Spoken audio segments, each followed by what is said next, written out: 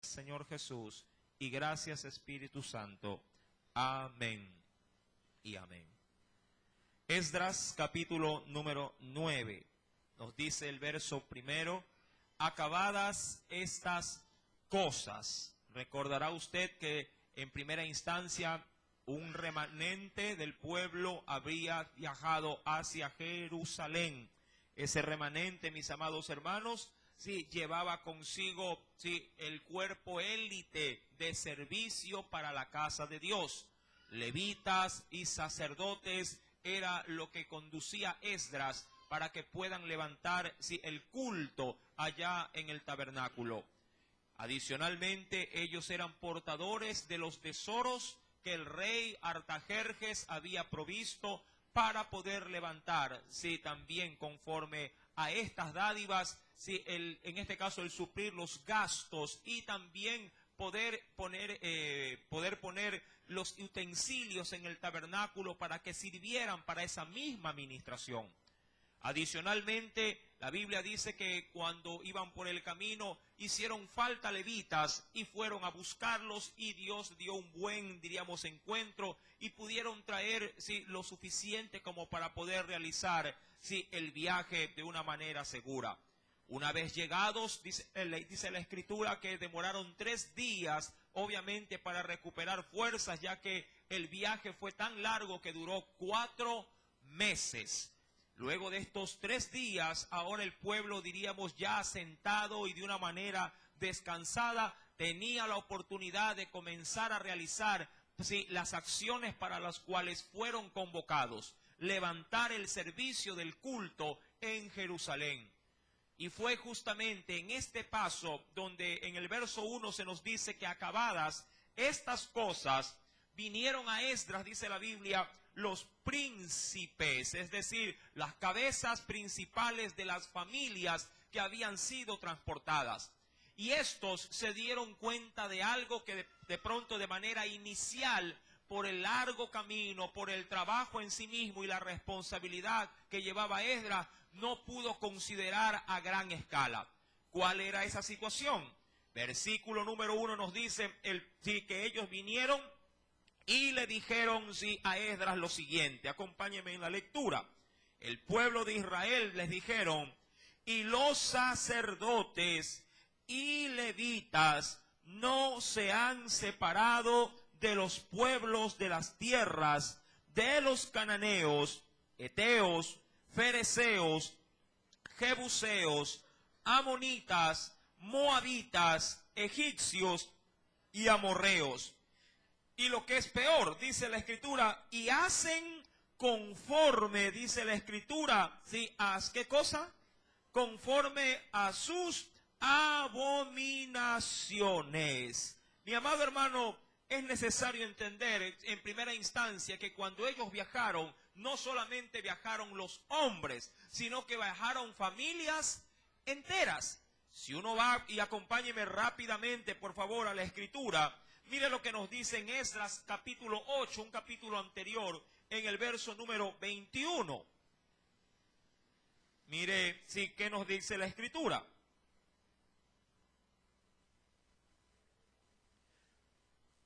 En el capítulo número 8, verso número 21.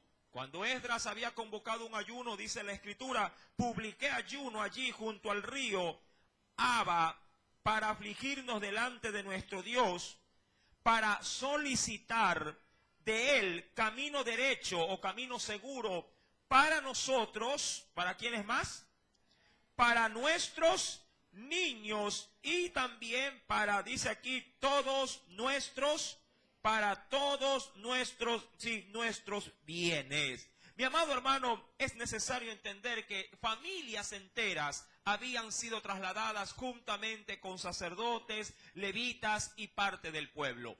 Pero esta situación no era el problema. El problema era que los príncipes habían detectado que quienes se habían casado lo habían hecho con gente extranjera. Cuando vamos a la Escritura, dice la Escritura en la primera parte de ese verso 1, el pueblo de Israel y los sacerdotes y levitas no se han apartado de los pueblos de las tierras. Y en la parte final de ese mismo verso dice, y hacen, y aquí estaba el problema, y hacen conforme a sus abominaciones, es decir, conforme a sus prácticas desaprobadas por Dios. De esto, mi querido hermano, usted sabrá perfectamente que Dios lo tenía advertido al pueblo para que no se emparentaran con gente idólatra. Si me acompaña en breve, por favor, venga conmigo en primera instancia a Deuteronomio. Mira lo que nos dice el Señor. Libro de Deuteronomio, el quinto libro de la Biblia.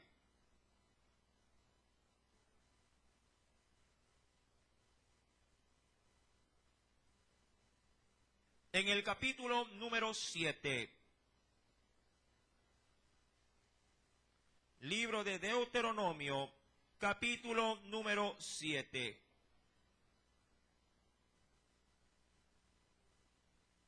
¿Lo tiene?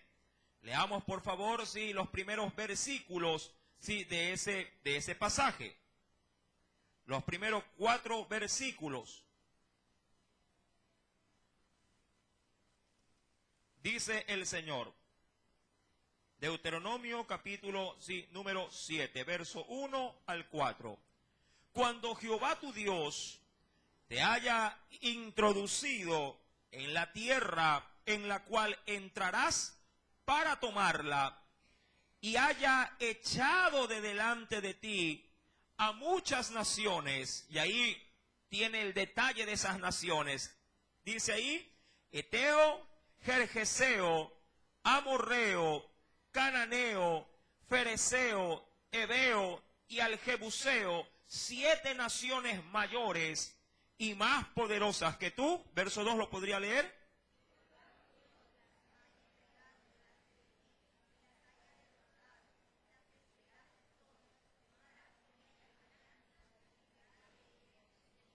Ahora, mire la última expresión del verso 2. No harás con ellas, ¿qué cosa?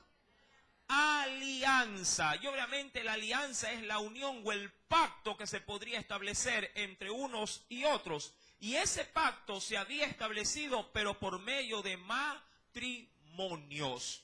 En el verso 3, aún más nos dice, y no emparentarás o no harás familia, porque parentesco es el término inicial. No emparentarás con ellas, no darás tu hija a su hijo, ni tomarás a su hija para tu hijo. Podrías leer también el verso 4. ¿Por qué causa el Señor no permitía este tipo de matrimonios o alianzas? Dice ahí, porque desviará a tu hijo de en pos de mí. ¿Y qué harán?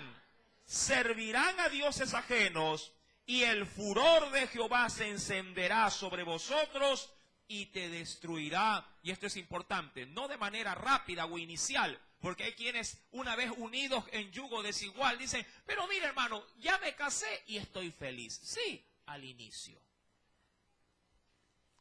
Al inicio. Dice la Escritura, versículo 4, estamos en la parte final, Jehová se encenderá sobre vosotros y te destruirá. Pero dice ahí, pronto, cualquiera diría, espéralo, que ya viene. Mi amado hermano, esta era la sentencia.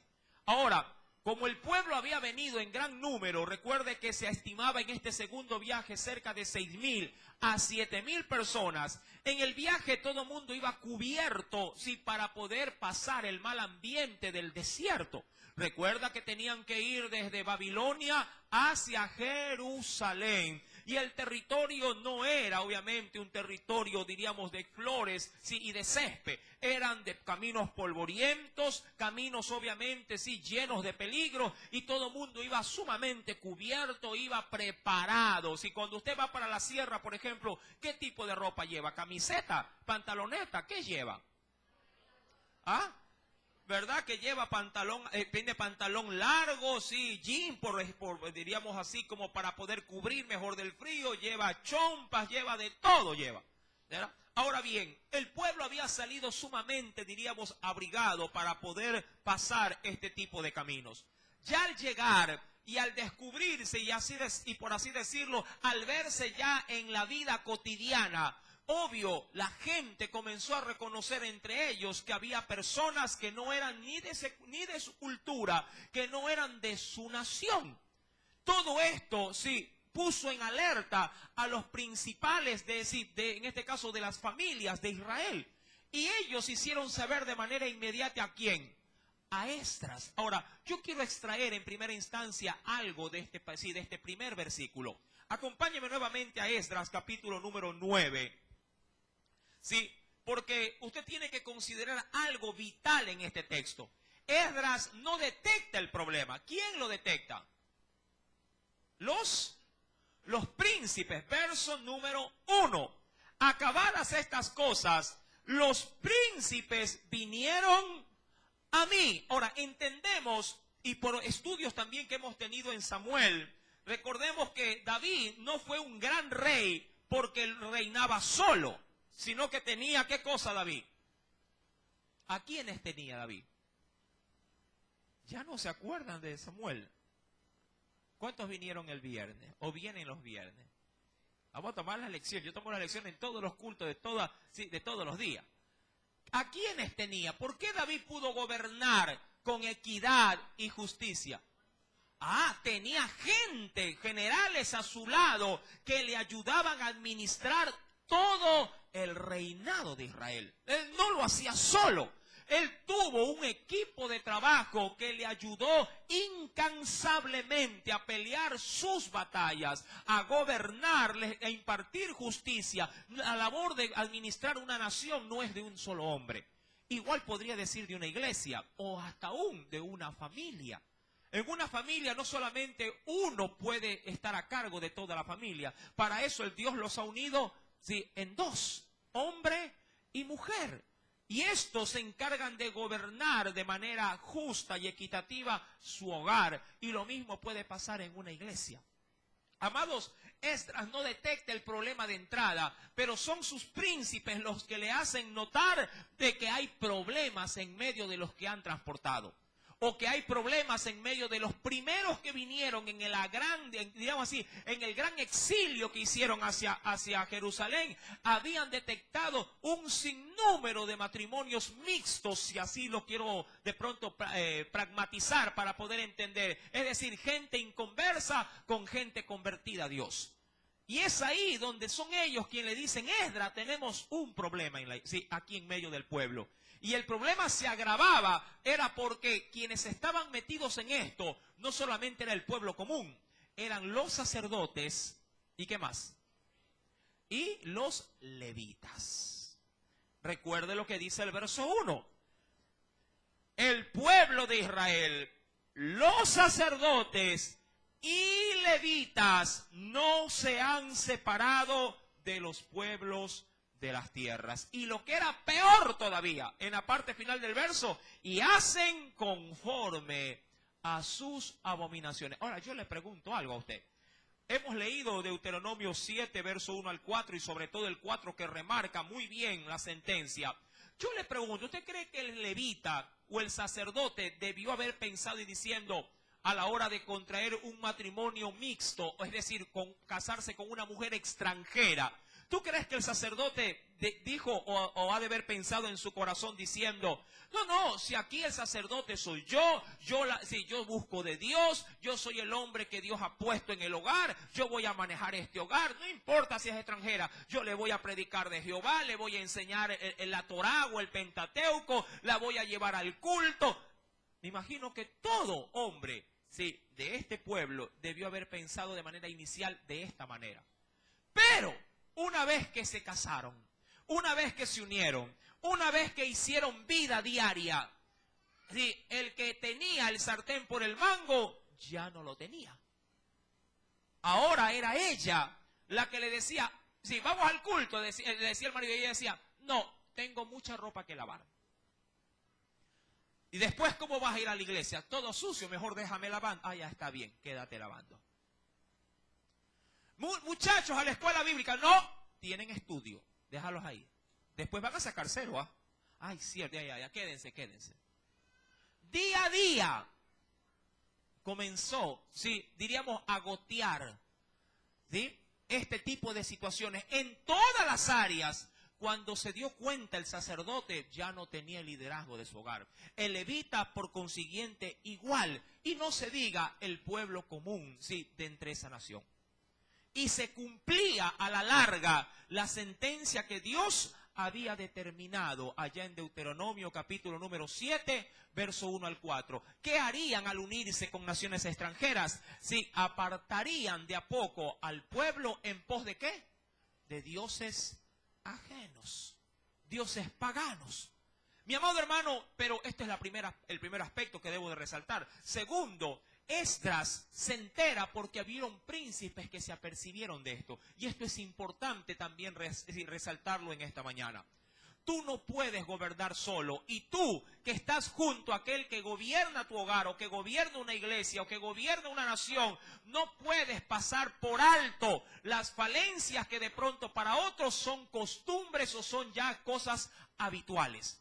Mucho pueblo de Dios se hace el de la vista gorda cuando ve a sus hermanos en la fe claudicando en los mandamientos de Dios y callan. Muchos dicen, uy hermano, lo que pasa es que no me gusta dar chisme. Esto no se trata de chisme, porque si lo hubiera puesto aquí a los príncipes, cualquiera diría, qué chismosos que son.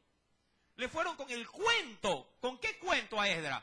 De que el pueblo, los sacerdotes y levitas tenían uniones, sí, mixtas. Ya entiende usted el término mixto, ¿no? Se habían unido en yugo desigual. Cualquiera diría, uy hermano, pero déjalo vivir su vida. No, no, es que ese problema habría de influenciar directamente en el servicio del tabernáculo. Mi amado hermano, si usted detecta entre sus hermanos algo que está pasando, no calle, infórmelo. Cuento sería si viene a contarme algo falso. Cuento sería si de pronto, sí, de manera también falsa, el papá o el hermano mayor, si va y le injuria de su otro hijo diciéndole una falsedad. Eso vendría a ser algo, o se lo cuenta con malicia. Eso debería de ser considerado algo negativo. Pero si su hermano mayor, de uno de sus hijos, mi amado hermano, le viene a decir a usted, papá, a que no sabes que a quién vi fumando el día de hoy, escondido en el patio. ¿Usted no agradecería que se lo digan? ¿Lo agradecería o no? ¿Usted no le agradecería si a un vecino le dijera, oiga hijo, oiga señor, su hijo hoy día no entró al colegio, lo vi por el parque? ¿Agradecería usted esa noticia? Y en la casa de Dios, si ve a alguien en pecado, ¿cree que yo no se lo agradecería? ¿O usted qué haría? Es que no me quiero meter en ¿qué? Dirían muchos. En problema. Eso deja entrever la irresponsabilidad y la falta de amor que debemos de tener entre los unos y los otros. Somos hermanos en Cristo. No se puede gobernar una sola persona a todo un pueblo. Se necesita gente que ayude no solamente a poner el hombro para poder servir o hacer algo, sino también para alertarnos mutuamente si acaso resbalamos de la fe. ¿Cómo poder ir en el auxilio del hermano si tú al verlo caído te callas? Si tú al verlo que está cometiendo algo indebido, simplemente miras para otro lado y dices, ay, como que ni lo veo. ¿Sí me entiende? Esdras forzosamente recibió alertas. Los príncipes le dijeron, Esdras, el pueblo tiene esta situación. Y se apercibió Esdras. Esa es la importancia, mi amado hermano, de trabajar junto a gente que no le tiene miedo, en este caso, a las situaciones difíciles, sino que las afrontan tal cual como vienen. Y a veces es necesario hacerlo así. Mucha gente dice, uy, no, si son malas noticias ni me las diga. Pero esas malas noticias que no se atienden a tiempo, mañana más tarde pueden destruir todo tu hogar. Todo tu hogar. Si tú ves que a tu hijo de pronto alguien lo ha visto en algo malo, vuelvo y repito, si te lo avisa, tú agradecerías de por vida. Gracias porque llegó el consejo a tiempo. ¿Verdad? Llegó la noticia a tiempo y me ha permitido corregir la situación. Mi querido hermano, este aspecto dice la Escritura en el verso número 2, luego de que Esdras recibe de primera mano de sus príncipes la información, ahora le hacen saber en detalle cuál era el mal. Porque han tomado sacerdotes, levitas y el pueblo, han tomado de las hijas de ellos, ¿de cuáles ellos? De los cananeos, heteos, fereceos, jebuseos, amonitas, moabitas, egipcios y amorreos. ¿Sí? ¿Cuántos ponen su mirada en las extranjeras? ¿Ah? ¿Cuántas muchachas ponen sus miradas, sí, en los extranjeros?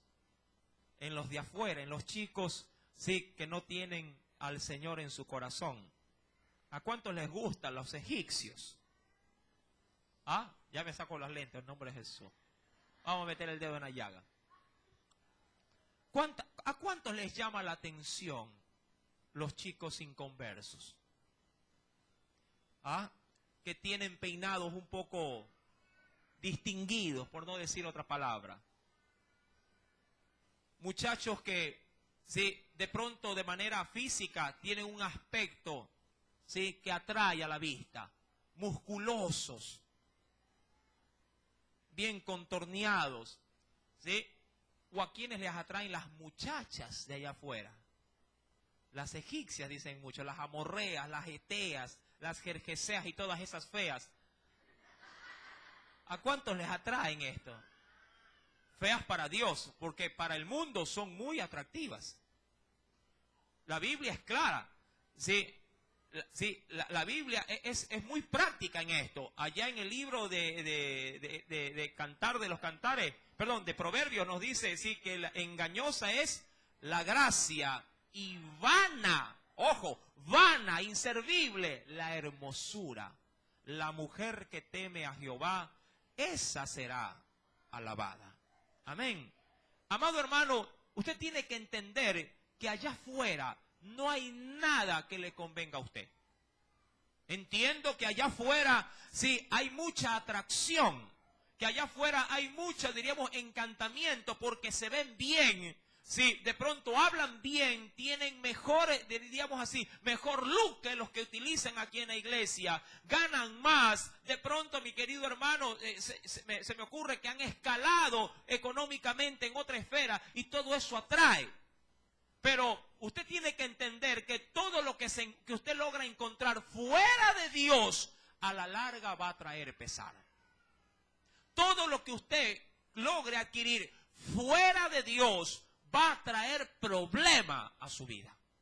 La Escritura, mi amado hermano, nos dice, y venga por favor conmigo a un texto de referencia, porque siempre es importante considerar el consejo de Dios. En 2 de Corintios, capítulo número 6, 2 de Corintios, tiene hambre ese bebé, creo, ¿no? Dele coladita, sí.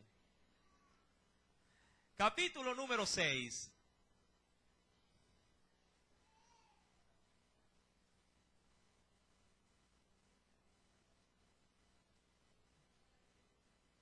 ¿Ya lo tiene? Recuerda, mi amado hermano, que el consejo de Dios va a permanecer para ti, para siempre. No puedes menospreciar, sí, el consejo del Señor. Verso 14, 2 de Corintios, capítulo 6, verso número 14. ¿Ya lo tiene? Yo sé que es un texto muy trillado, pero debemos de considerarlo. No os unáis, recuérdalo, no os unáis en yugo, ¿sí?, desigual con los incrédulos, ¿sí? Verso 14 sigue diciendo la razón del por qué. Porque qué compañerismo, y aquí está la triste condición, qué compañerismo o qué, diríamos, amistad o qué concordancia puede tener, ¿qué cosa? La justicia con la injusticia, es decir, lo grafica a manera de ejemplo. Ahora yo pregunto, lo dulce y lo salado, el azúcar y la sal, es servible, ojo, es servible cuando se las degusta por separado, ¿verdad? O usted a un café, ¿qué le echa? Azúcar. A un huevito pasado, ¿qué le echa? ¿Sabe bien o no? Por supuesto. Pero usted ha tratado de mezclar ambos ingredientes y degustarlo. Yo le aseguro que le causará náusea. Será molestoso, sí, al paladar. Hagan la prueba hoy día que vayan a la casa. Mamitas, háganle la prueba a sus hijos. Dile, ven acá, coja una cucharada, coja. Y otra cucharada así, o media y media, para que haga una llena, una sopera. Cómele y pásalo, a ver si puede. No se puede. El paladar no lo soporta, no lo aguanta. Las relaciones de cristianos y gente no cristiana es semejante. Usted dirá, pero yo sí lo paso. ¿Cómo no lo voy a pasar? Mírele esos ojitos, son verdes, dice. Claro que lo paso, sí, pero lo que no sabe es que mañana la que va a tener ojos verdes es ella. Porque la van a emplomar. Mi querido hermano, sí, recuerde esto. Le pueden bajar las estrellas, pero a la larga quien va a estar estrellada es usted. Dios no miente, Dios alerta al pueblo porque hay una ley que Dios tiene, ojo, tiene que cumplir en los hijos de desobediencia. Tú quebrantas mi mandamiento y yo te destruiré. ¿Cuándo? Pronto. Porque el problema de muchos que se unen con matrimonios mixtos, con gente inconversa, dicen, hermano, pero si yo ya me casé y estoy feliz. ¿Usted cree que Dios va a pasar por alto su palabra? Imposible. Si algo permanece para siempre es la palabra de Dios. Yo soy pasajero, usted es pasajero, pero la palabra de Dios permanece para siempre. Y ese consejo, mi amado hermano, no cambia a través de los tiempos. Por eso es que la Biblia también nos advierte, nos dice, sí, que Jehová no cambia, Él es el mismo de ayer, de hoy y por los siglos. Si Él no cambia, ¿usted cree que su palabra va a cambiar para poderle agradar a usted? Imposible, mi amado hermano. Ahora, dice la Escritura, terminando el verso 14, que no hay compañerismo entre la justicia con la injusticia, ni tampoco hay compañerismo entre ¿qué cosa? Y comunión, la luz, con las tinieblas. No se pueden mezclar. La oscuridad es buena cuando es oportuno el momento para poderla apreciar. Por ejemplo, cuando usted sale de viaje y al campo abierto, es buena la oscuridad porque le permite ver el firmamento, las estrellas. La luz también es buena en el día para trabajar, para ver, ¿verdad? Pero una mezcla de ambas no sirve. Sí, mi amado, un matrimonio realizado, o si tú pones tu mirada en gente que no teme de Dios, en gente que no tiene a Dios en su corazón, si como realmente Él lo demanda, va a la larga a hacerte sufrir. Y este sufrimiento está establecido de pronto no de manera inicial, porque cuando están en etapas de enamoramiento, de atracción, todo es encantador, todo es risa. Yo le pregunto, ¿a cuántas mujeres hay aquí fracasadas en la parte matrimonial? Y le pregunto, ¿volvería a cometer el mismo error? Muchos dirán, no, hermano, yo ya aprendí. Me equivoqué, lo elegí mal y me fue mal también. Pero yo les pregunto, cuando recién se conocieron con estos o estas, ¿acaso no todo era sonrisa? ¿Acaso no era alegría? ¿Acaso no todo era felicidad al inicio? Y a la larga, muchas terminan solos o solas. Y obviamente con ya las secuelas del pecado. ¿Qué cosa? Sus hijos. Ellos no son pecado, pero son secuelas de nuestro pecado. por rebeldía, por obstinación, porque pusimos la mirada en lo físico, pusimos la mirada en sentimientos, pusimos la mirada en atracciones, en emociones, pero no pusimos la mirada en el Santo de Israel. Amados hermanos, esta situación fue crítica. Esdras, que era cuidadoso de la ley, usted ya habrá visto en otros pasajes bíblicos que él era muy sometido a la ley y por ende cumplidor y tenía a su cargo el poder del rey para hacer lo que a bien él le pareciere.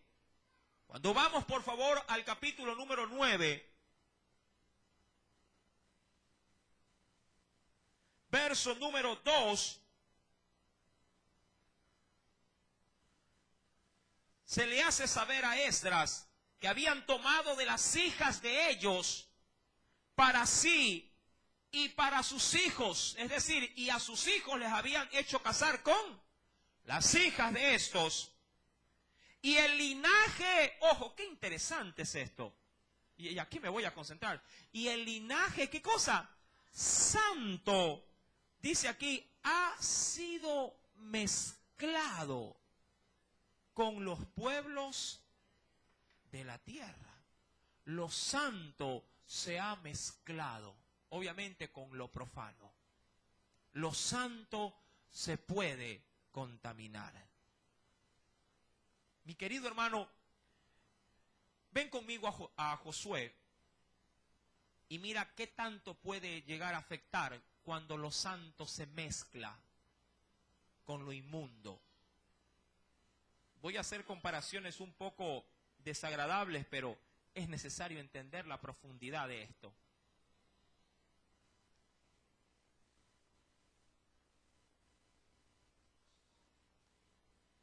Josué, capítulo 23, el sexto libro de la Biblia, libro de Josué, capítulo 23.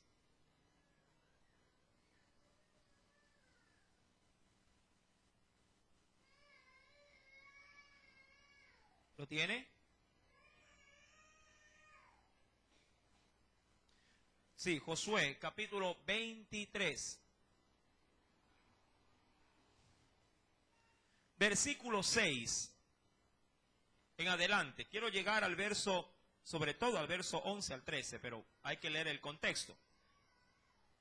Esforzaos, pues, mucho en guardar y hacer todo lo que está escrito en el libro de la ley de Moisés, sin apartaros de ello, ni a diestra, ni a siniestra, para que no, ojo, para que no os mezcléis con estas naciones que han quedado con vosotros, ni hagáis mención, ni juréis por el nombre de sus dioses, ni los sirváis, ni os inclinéis a ellos. Y aquí hago un pare.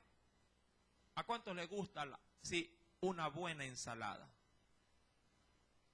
¿Sí? A diferencia de cualquier otro alimento, las ensaladas suelen tener mezcla, ¿verdad? Por ejemplo, si hablamos de vegetales, ¿qué tipo de vegetales usaría en una ensalada? Mezclándolo. Tomate, cebolla, pepino, zanahoria, de pronto granitos de choclo, ya tengo hambre. ¿Qué más? Frijol tierno, ¿verdad? Puede haber una gama de muchos vegetales en una sola vianda, en un solo plato.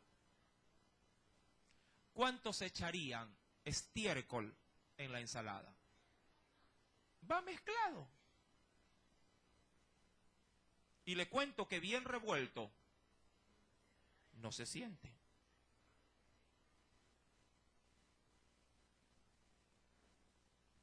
La mezcla de lo santo con lo inmundo, al inicio, como está mezclado, no se siente.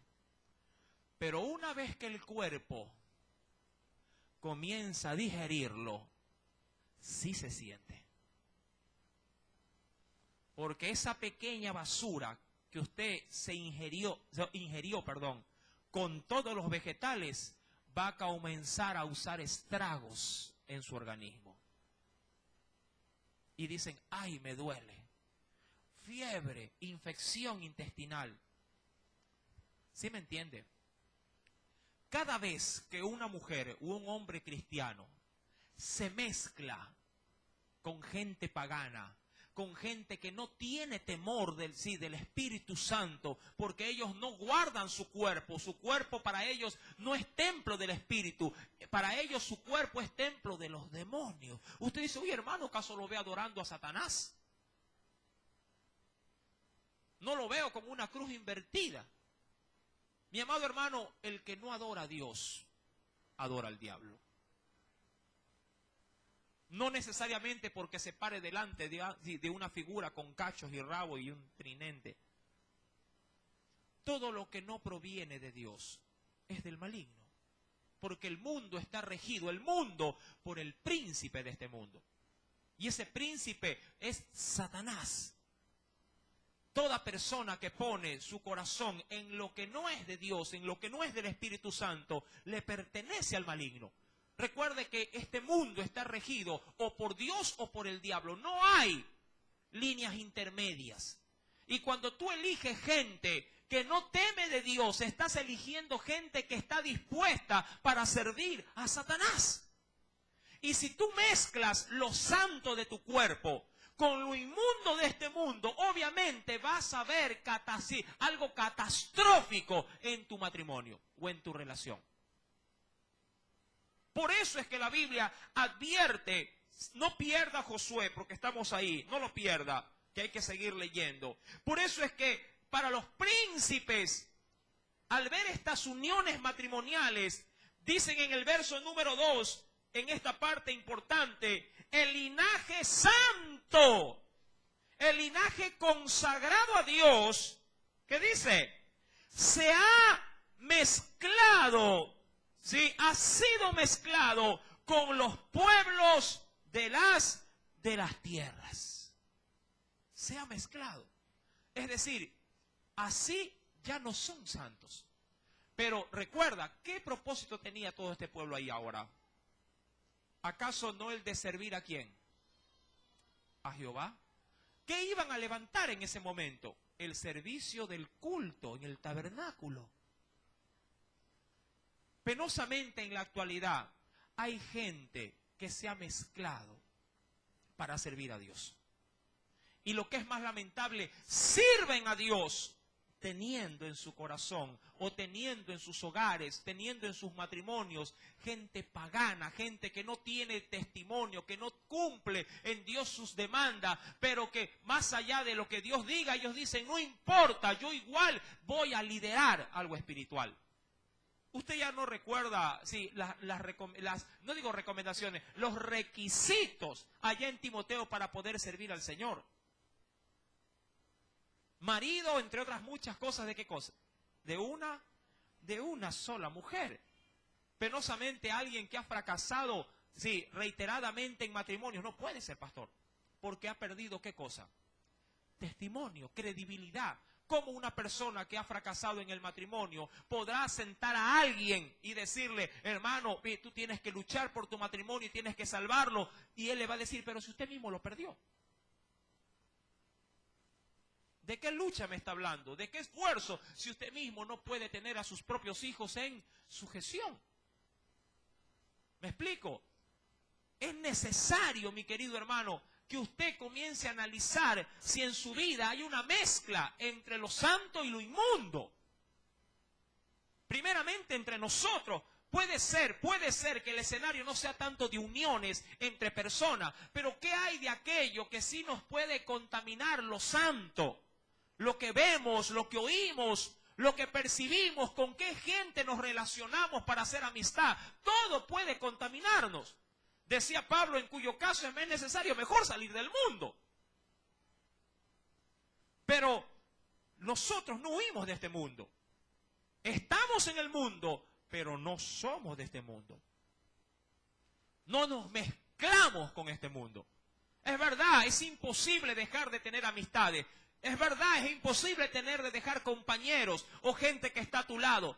Eso tienes que tolerarlo, pero lo toleras para poder aprovechar la amistad o la cercanía. ¿Para qué? Para hablarles de quién. De Cristo, para que se arrepientan y vengan a la luz a la cual tú ahora te encuentras. Pero más de eso no se puede transar, no se puede, en este caso, hacer alianza, no se puede. ¿Hasta qué punto un cristiano debe de estar junto a los demás? Hasta el punto en que no esté en riesgo tu santidad.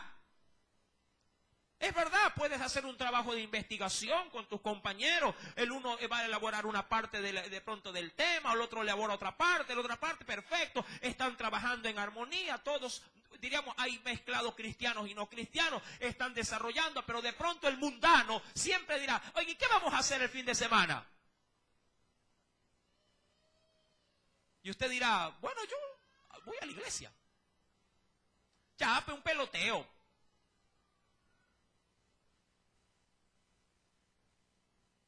Y usted era, pero yo, y es que yo los sábados evangelizo. ¿Qué evangelizo? No, habla serio, pues. ¿Cómo que evangelizas?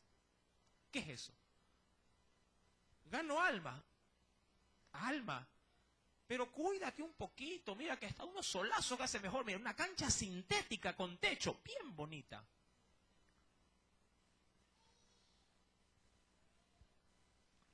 Y el cristiano comienza y dice, bueno, ¿y quién va a ir? Ya cuando dijo quién va a ir, se fregó. Porque nunca faltará un cristiano mal parado que diga, ya, sí, ya, yo voy. Y el otro dirá, bueno, pues vamos. Y se fue. Y ya en pleno juego, oye, que hace calor, ¿no? Unas heladitas. Hace calor. No, yo cola nomás.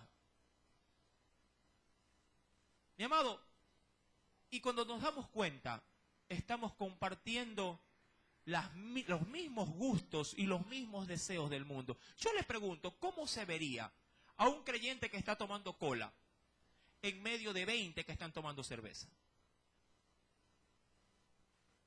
Yo le pregunto, ¿cómo se vería? En 20 que hablan vascosidades y el cristiano está sentado mudo. La pregunta es, ¿qué haces ahí, templo del Espíritu Santo? Bueno fuera que esté parado y predicándole, pero no. El problema de alianzarse con el mundo es que el mundo pone su yugo y su peso sobre nosotros y nosotros estamos aplastados, sin posibilidades de reaccionar, porque la corriente en el mundo es muy fuerte y cristianos que no tienen una verdadera convicción de fe son arrastrados como el camarón cuando se duerme. Y se mezclan. Y ya no hay cómo distinguir entre quién es hijo de Dios y quién no lo es. Josué capítulo número 23 desnuda esta situación y dice en los versos subsiguientes,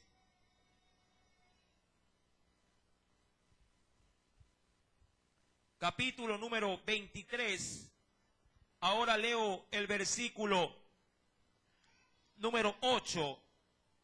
Mas a Jehová vuestro Dios seguirás, o seguiréis, como habéis hecho hasta hoy.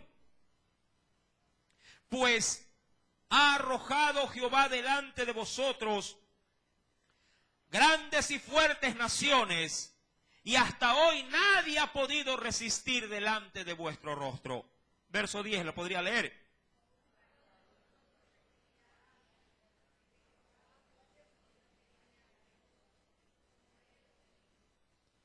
Guardad pues con diligencia. ¿Qué cosa te manda a guardar el Señor? Vuestras almas, para que améis a Jehová vuestro Dios, porque si os apartareis y os uniereis a lo que resta de estas naciones que han quedado con vosotros, y si concertareis, yo creo que más claro que esto, yo creo que no hay cómo hablar. Y si os concertareis con ellas matrimonios, mezclándoos con ellas, y ellas con vosotros, sabed que Jehová vuestro Dios no arrojará más a estas naciones delante de vosotros, sino que os serán por lazo, por tropiezo, por azote para vuestros costados y por espina para vuestros ojos, hasta que perezcáis de esta buena tierra que Jehová vuestro Dios os ha dado. ¿Preguntas? ¿Hay preguntas? ¿Alguna duda en el texto?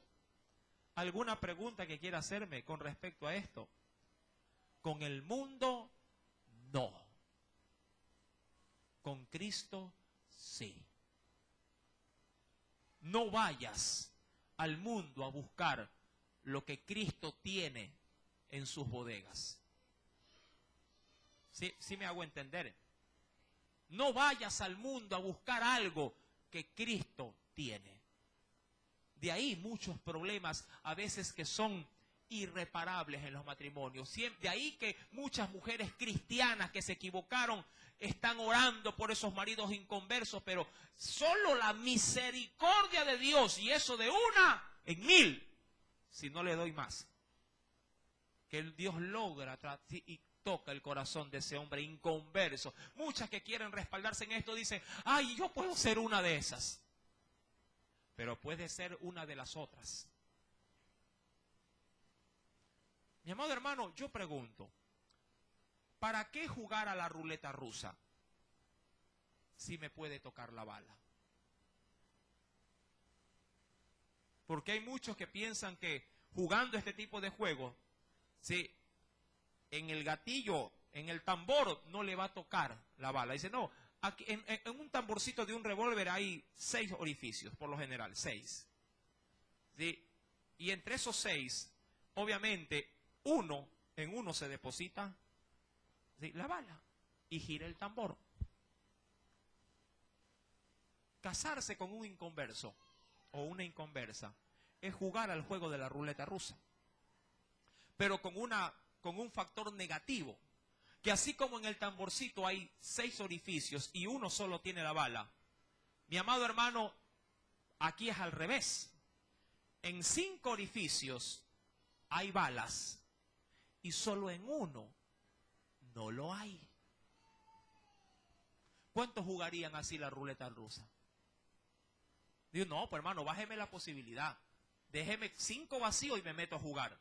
Pero si le mete a los 6, 5 balas, esperando que no me toque a mí la bala, yo creo que hay mayores posibilidades de que me salga el tiro. ¿Sí o no? Y que mi vida quede desgraciada por toda la vida. Porque casarse y elegir mal es desgraciarse la vida. Muchos están jugando con ruletas porque tienen enamorados mundanos, enamoradas mundanas, o lo que es peor todavía, tienen enamorados o enamoradas cristianos mundanos.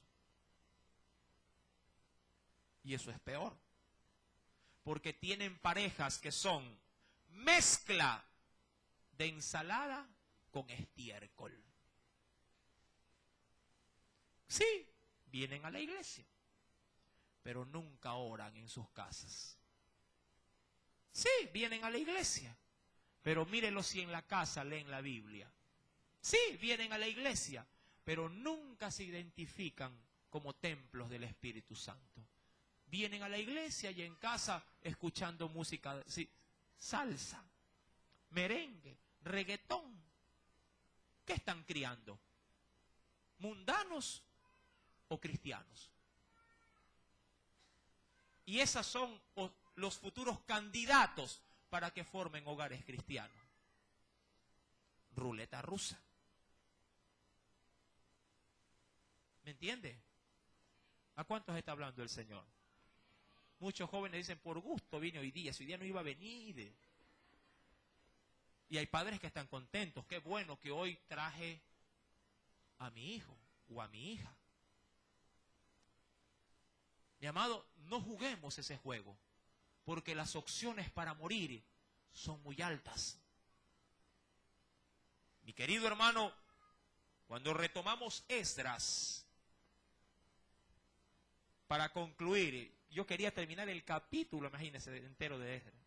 Quería nada más.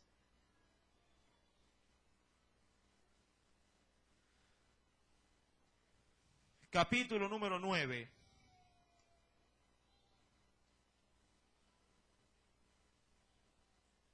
Verso número 2. Porque han tomado de las hijas de ellos para sí y para sus hijos, y el linaje santos ha sido mezclado con los pueblos de la tierra, y la mano de los príncipes y de los gobernadores ha sido la primera, es decir, los líderes, las cabezas, han sido los primeros en cometer este pecado. Verso 3.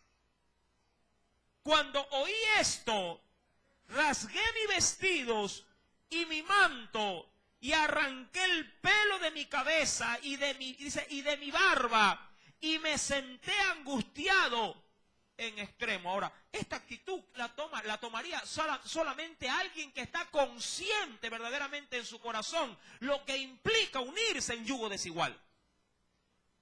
Imagínese que usted, como buen creyente, viniera un chico y le dijera, ¿sabes qué? Tú me gusta. Debería de ser este mismo sentir, Señor, no puedo ni siquiera permitir aspiraciones como esta con alguien que no es de tu pueblo, con alguien que el Espíritu Santo no ha podido, sí, adueñarse de él. No puedo. Y deberías de compungirte en el corazón el solo hecho de pronto de pensar o querer anhelar que un inconverso sea tu futuro marido o sea el futuro padre de tus hijos. ¿Sí me entiendes? Para Esdras esta situación era caótica porque estos eran los que iban a gobernar y administrar en el templo de Dios. Y dice la Escritura, mi amado hermano, y acompáñeme a Salmos capítulo 106.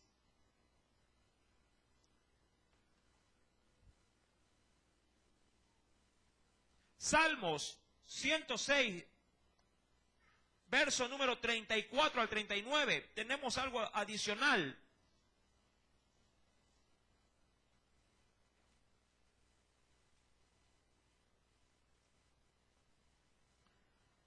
¿Lo tiene?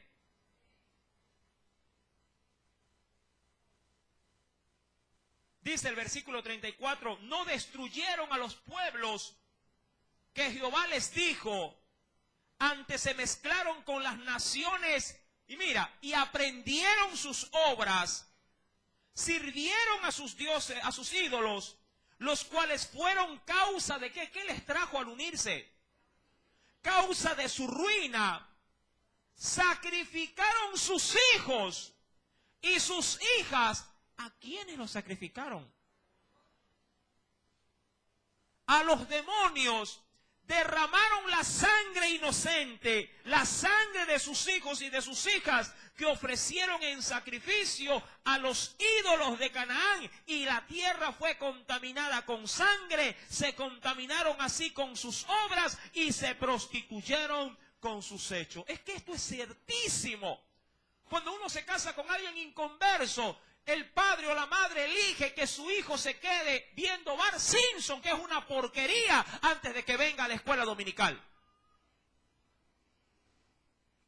Y es como sacrificar al hijo o entregarlo ¿a quién? A que lo ministre el mismo Satanás. ¿Sí me entiende?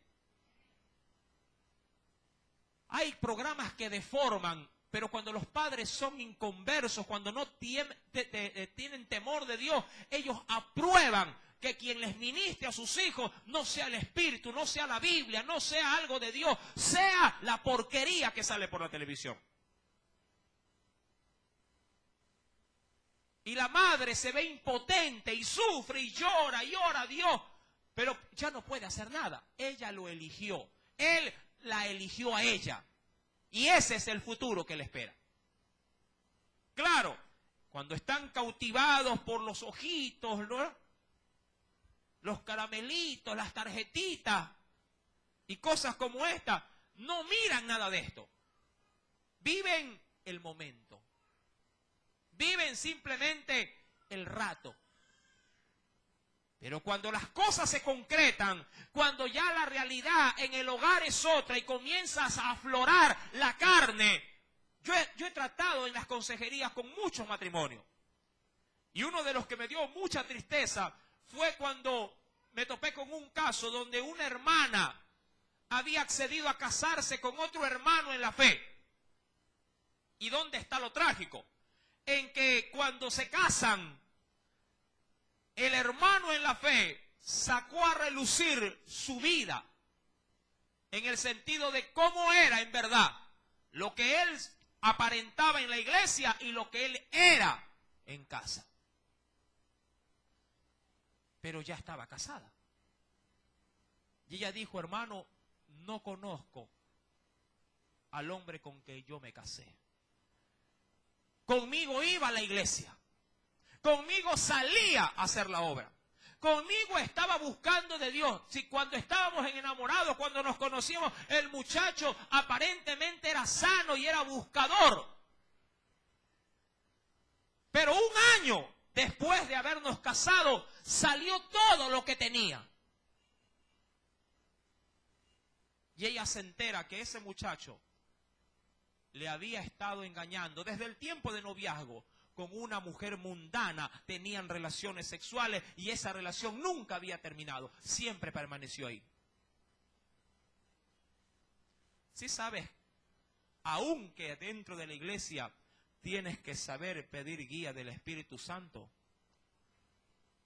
no todos los cristianos son para las cristianas. La otra vez yo mencionaba, de entre todos los 6.000 millones de habitantes, ya creo que vamos por los 7.000 millones de habitantes, y de entre esos, obviamente, solo uno es para ti. Uno, no dos, uno.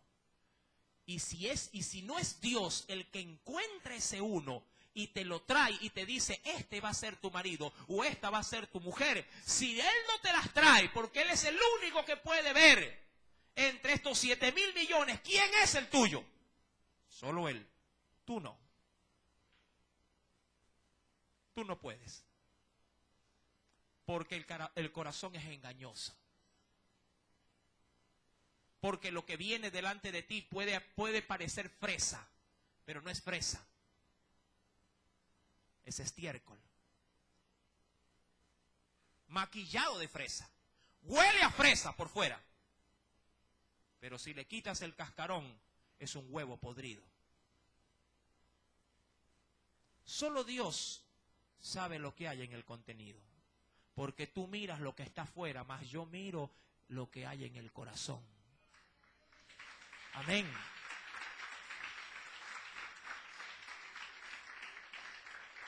No veas con tus ojos, mi amado hermano. Te puedes equivocar. Para Esdras esta situación fue determinante y lo hizo tomar una acción con su cuerpo, sí, de una total amargura. Y esto va a traer cola, porque luego de esto pasará algo que para muchos es inaceptable, pero necesario. ¿Quieres saber qué es? Ustedes saben la respuesta. Venga el próximo domingo y lo sabrá con la ayuda del Espíritu Santo. ¿A cuántos Dios les habló? Tome consejo. Aleluya. La gloria sea para Cristo. Vamos a orar.